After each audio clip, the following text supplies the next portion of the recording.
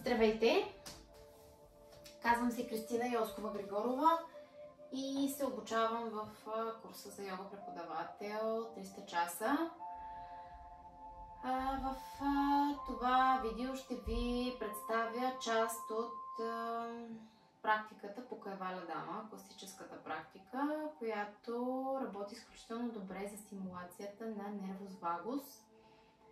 Ще направим много кратичко отпускане, кратка релаксация в тишина, която няма да бъде водена, след което ще покажа няколко асани от първата част на комплекса, основни, и накрая ще представя 3 дихателни техники, които са изключително подходящи.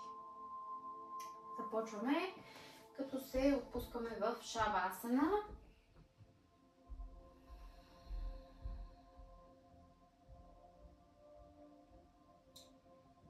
Забравих да спомена, че тази практика е предназначена за напреднали в йога.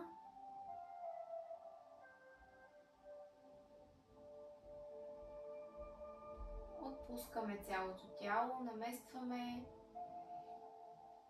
Бърдичката сочи към гръдна кост, краката са разтворени, стъпала настрани, длани към небето и дишаме.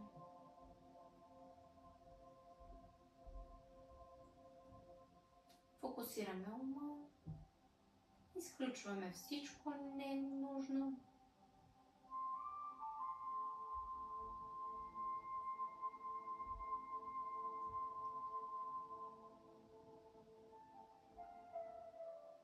И започваме след като раздвижим, разбира се, внимателно и плавно тялото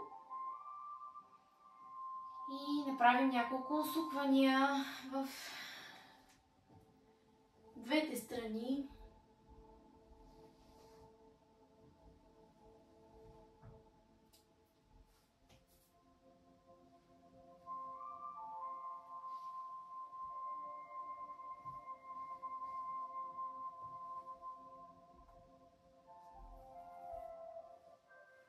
Можем да преминем към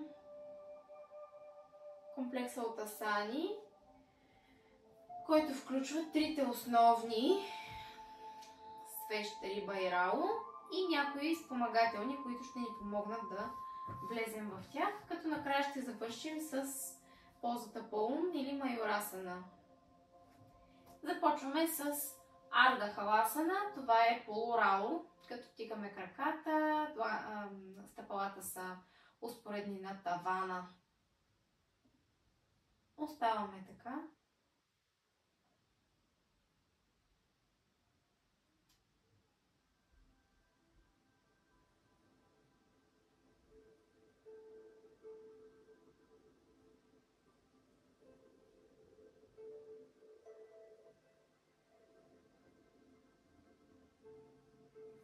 Ръце може да сложим в страни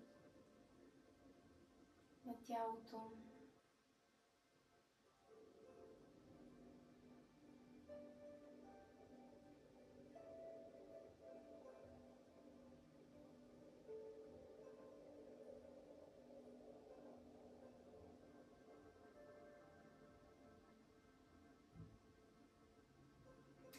След това постепенно започваме да раздвижваме краката напред-назад, като след раздвижването ще изправим тялото в навасана, по възможност парипурна навасана, пълна лодка. Ако няма възможност, с сгънати крака или с ръце на бедрата.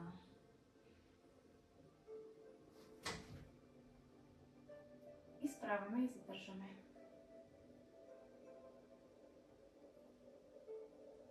Ако няма възможност, може да се сгънат коленете. Ако и това е трудно, може да се подпрат бедрата.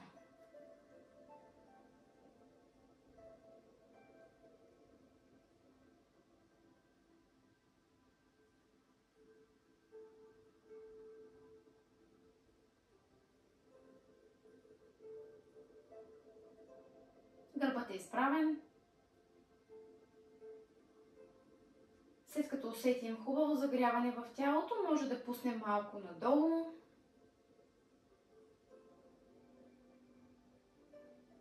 Краката постепенно на няколко пъти дишаме.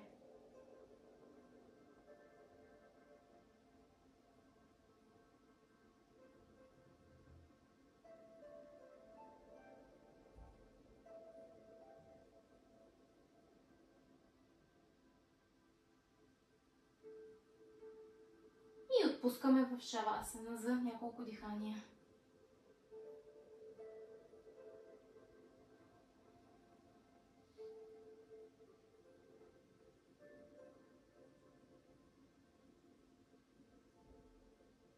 След което плавно преминаваме отново през Арда Халасана към Халасана Рау. За целта постепенно започваме да пускаме краката назад. Може да пуснем първо единия, после другия и двата накрая, така че да стигнат до пода зад главата.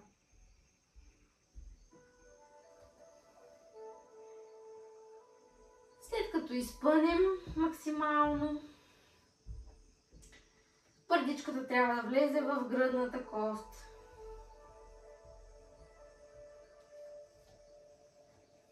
Краката може да се поставят в шпиц, за да може да се направи оптимално обтягане.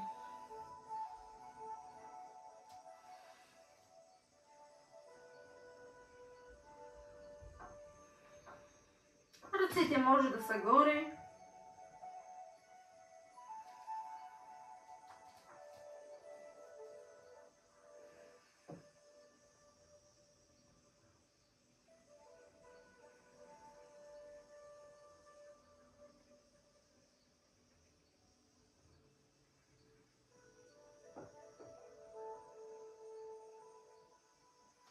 След като задържим достатъчно в халасана, можем да пуснем краката в лявата страна.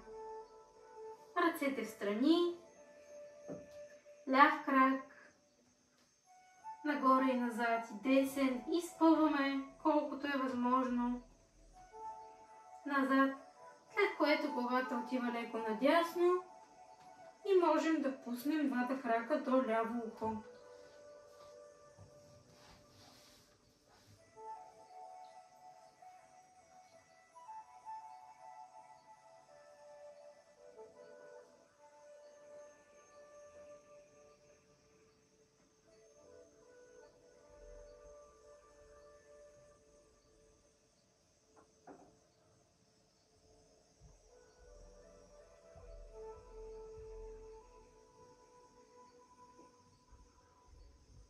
Преминаваме отново през халасана. Краката отиват назад. Брадичка по средата. Изпъваме. И повтаряме същото, което направихме отляво от дясната страна. Избутваме десен крак нагоре и вдясно. Ляв крак до него. Обтягаме.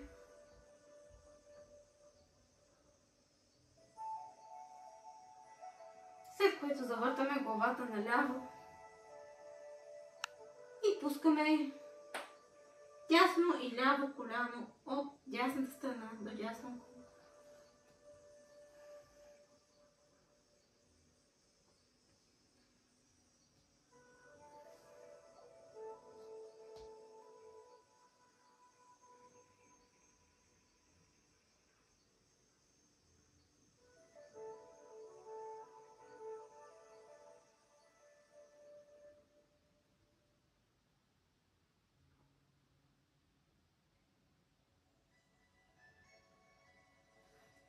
Връщаме отново в халасана.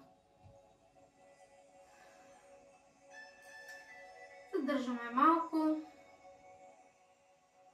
и преминаваме към сарвангасана. Свещ. Можем да поставим ръцете отзад, включени, Можем да ги пуснем на пода, можем да ги сложим на кръста. Отново, бърдичката трябва да влезе в гръдната кост. Говорене не е възможно.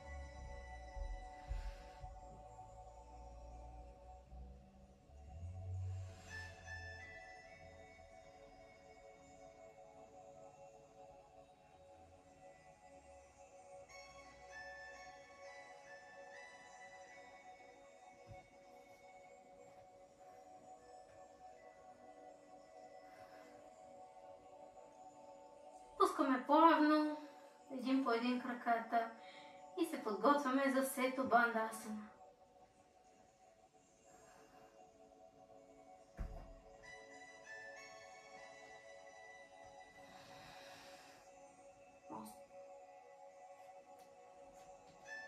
Ставаме за няколко дихания така. След което, по възможност, може да поставим длани покрай ушите, назад и да изправим.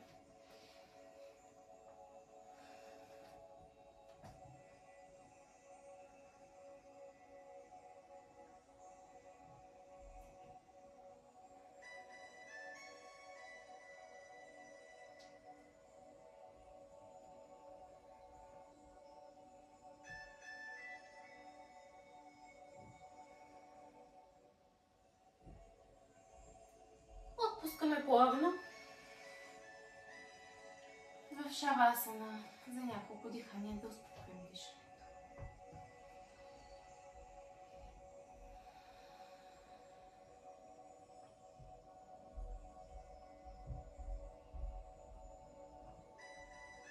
Преминаваме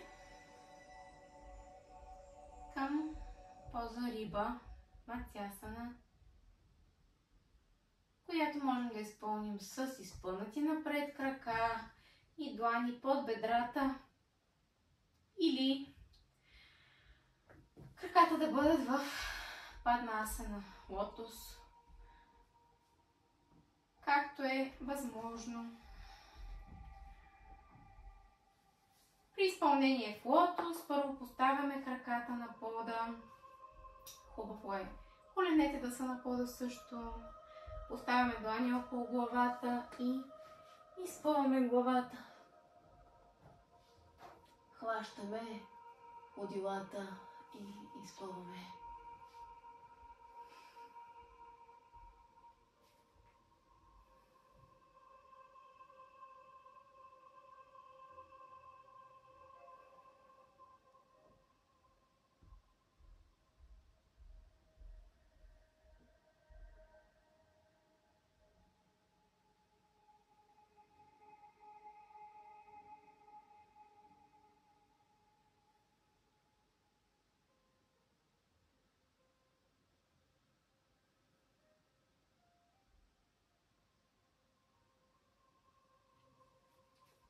Отпускаме отново ръце покрай главата. Пускаме главата, пускаме краката и отново оставаме за няколко секунди в шавасана.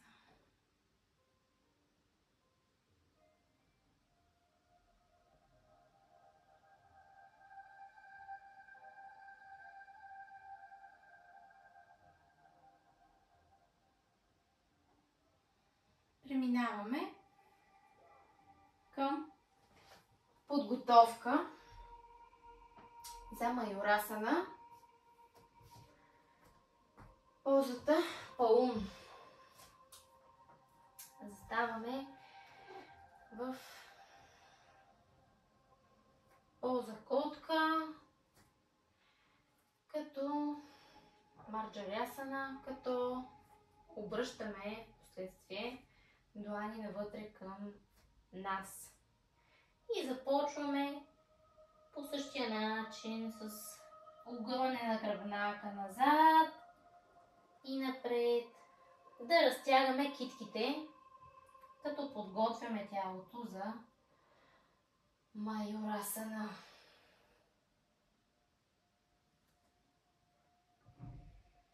Разпъваме напред и назад, хубаво, додолу или докъдето е възможно, след което сгъваме лакти и поставяме в ямките под ребрата.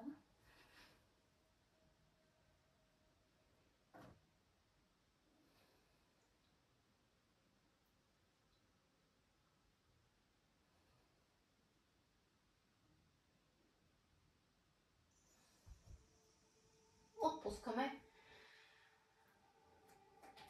и оставаме в балансън за няколко дихания.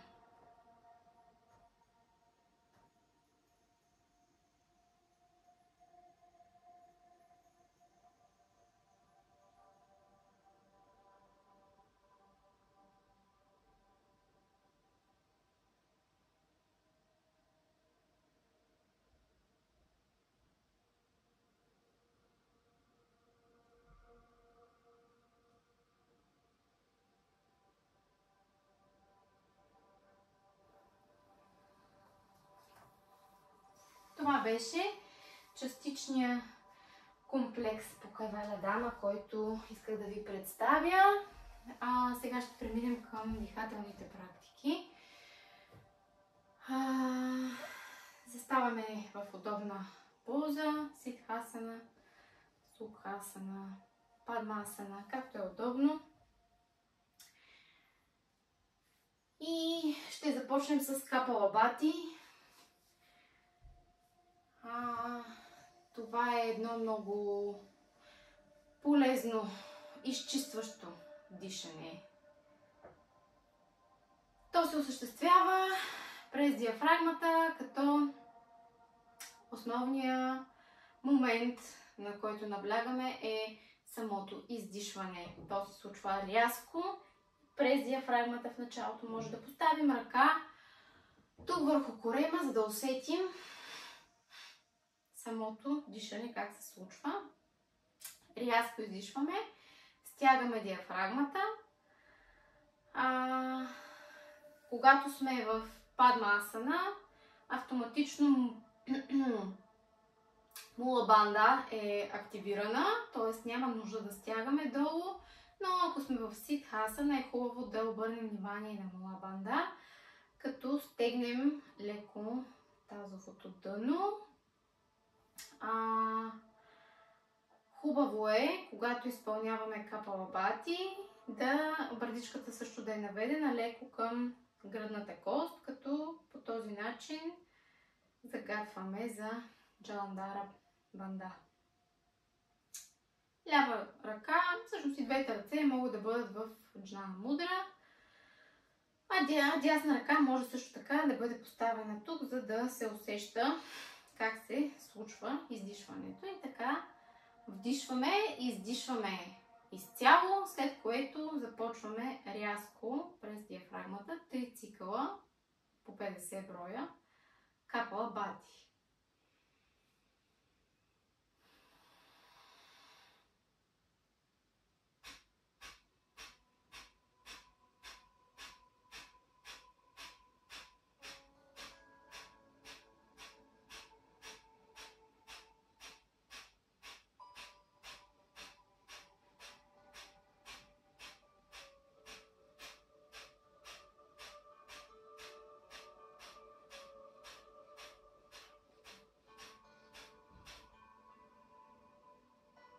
На паузите правим по едно-две естествени дишания.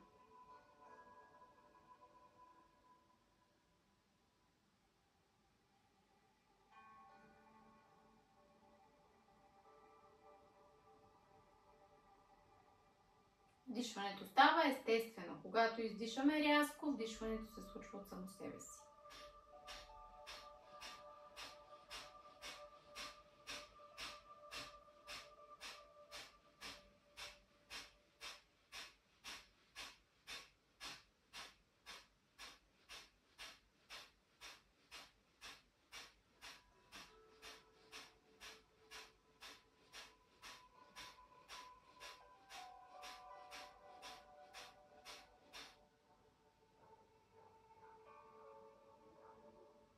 И последен цикъл.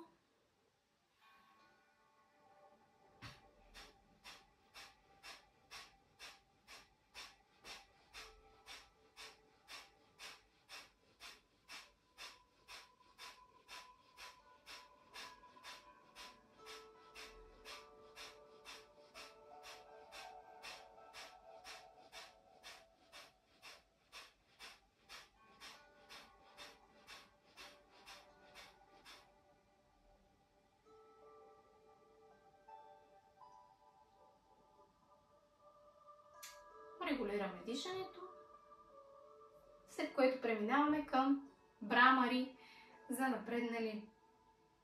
Брамари се изпълнява, това е жужене на мъжка пчела. Изпълнява се като при издишване се опитваме да възпроизведем звука, който издава мъжката пчела. Той е един много нисък жужжащ звук с най-ниския възможен тон, който можем да произведем. Тих и лек, без напън. Това се случва като запушим ушите с палци. Показалците поставяме в средата на веждите долу-горе, средните пръсти в основата на очите, безимените в основата на носа и третата в края на устните. Запушваме хубаво ушите, съвсем леко притискаме тук точките с всички останали пръсти, вдишваме и при издишване започваме леко да жужжим. Ще направим 5 цикъла.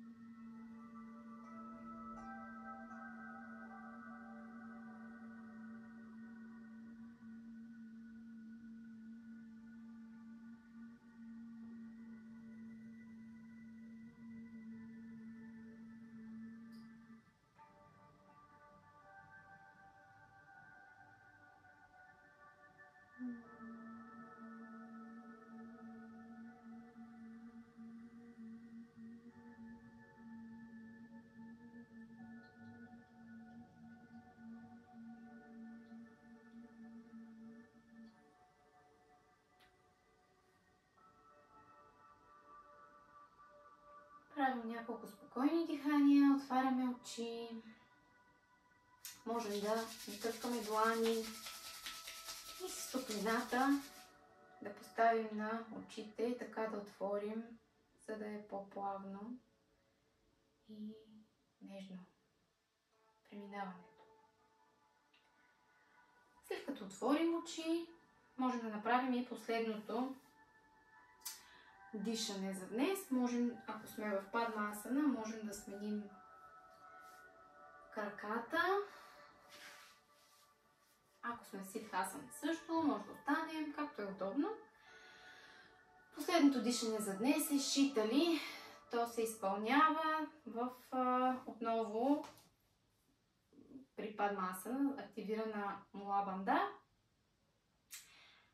Но различното при това дишане е, че то се случва с уста. Единственото дишане, при което вдишваме през устата.